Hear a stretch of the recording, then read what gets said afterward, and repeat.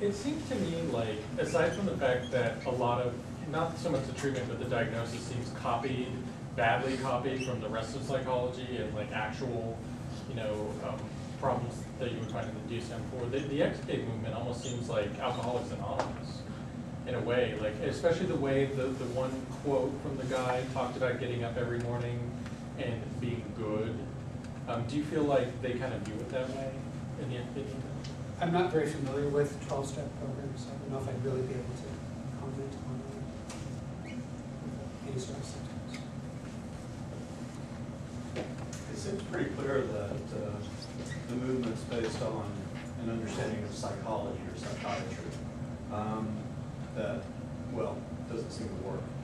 But if homosexuality really is biologically mediated, it's at least conceivable that biomedical interventions could work. Are any of the Christians pursuing that kind? Biomedical interventions such as what? Well, if it's caused by hormones, hormone therapy. If it's caused by genes, genetic engineering. No, they're not addressing that at all. It's an emotional wound hypothesis, and that's what they're sticking with. And because if you talk about genes, you bring genes into it, and the question is, well, maybe God gave you those genes. They don't want to go down that road. Okay.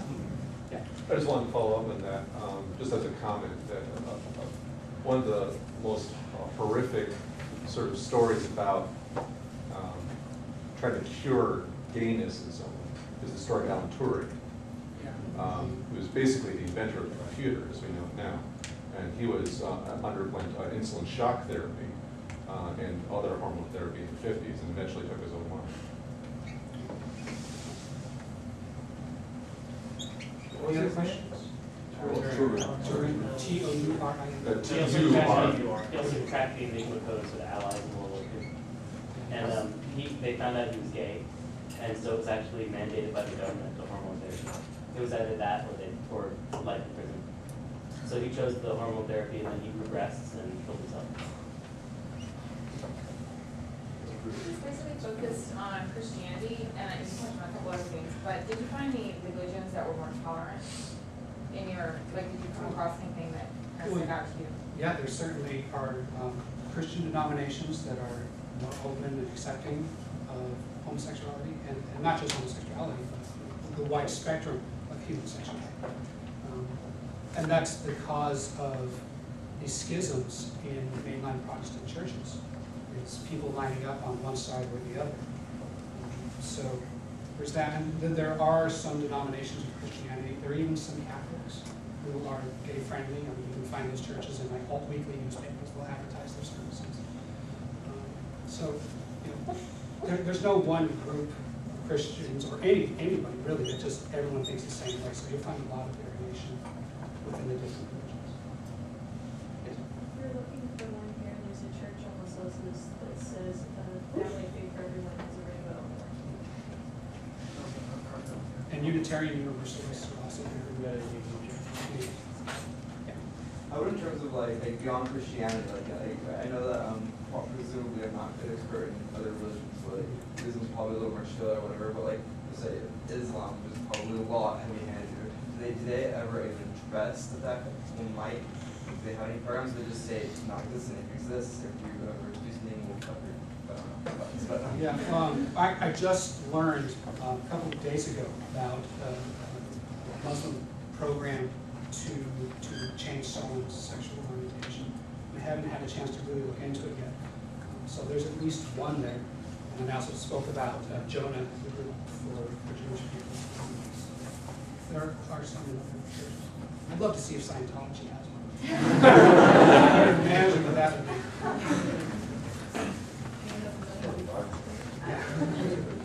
What, if any, efforts are being taken to combat the homosexual laws that you talked about forming in Uganda? And if those passed already, or are they still in the process and might have a chance to be shut down? It's kind of in legislative limbo. I mean, there are many supporters in Uganda who still want to pass the bill, but there's a lot of international pressure on Uganda to ditch the bill. Just a couple of weeks ago, though, I think it was the Pentecostals or Church of God, they held a big rally, big assembly in Uganda, and they were in support of the anti-homosexuality. So, what's really interesting is that American churches have been exporting this very scary form of biblical literalism to other countries. And it's really taken root in places like Africa, for example. And I mean, the anti-homosexuality bill is just one example of that. But there's this scary idea that American Christians are taking the religion that they want here, and they're planting it somewhere else. Yeah. How recent is the map you had of the states with all the different degrees of laws? December 2009, and I think it's from Salon. I know that California was inaccurate because there's a code in our state code that specifically says that civil union shall have all the same rights as a marriage. And that was It was specifically same-sex marriage. I think marriage is like the term that they were looking at on that map. They were just talking about that. Could you talk to me after, and I'd like to make sure that that's okay? Yes. On the map, there were a couple of states that were streaked with yellow and blue, and it didn't say in the key what that was meant to represent in terms of their laws regarding homosexual marriage. Do you know what that was supposed to stand for? They are just different variations as to maybe where it is permitted in some ways or not in others. I can show you the map. I think it was, What you guys do? well, no, it's just the same way there was an other variation, a gray variation, so I'm not sure how those get specific.